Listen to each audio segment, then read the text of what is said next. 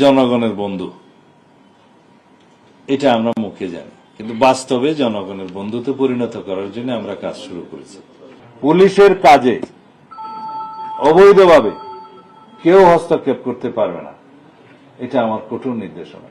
Chain of command police বাহিনীতে অবশ্যই বজায় রাখতে হবে এবং নির্বাচনের আগে যে সিদ্ধান্তটা আজকে দিয়েছি, লটারির মাধ্যমে ওই ওসি এবং এসপি নিয়োগ হয়েছে বিভিন্ন জায়গায়।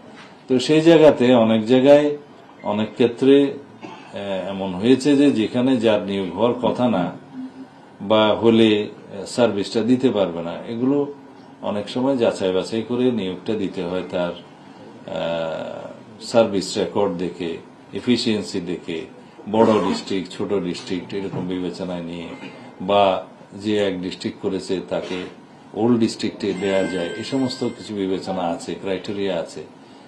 তো সেই বিবেচনায় সেটা হয়নি। লটারির মাধ্যমে যে যাকে যেখানে পেয়েছে সেই লটারিটাও ট্রান্সপারেন্ট ছিল বলে আমরা মনে করি না। সেটা হয়েছে, কিন্তু সরকারি নিয়োগ সেভাবে হয় না। সুতরাং এগুলো স্ক্রুটিনি করে ডিপার্টমেন্ট যাকে দক্ষ উপযুক্ত যেখানে দেয়া মনে করবে সেই হিসাবে এগুলো করার জন্য আজকে নির্দেশনা দেওয়া হয়েছে। আর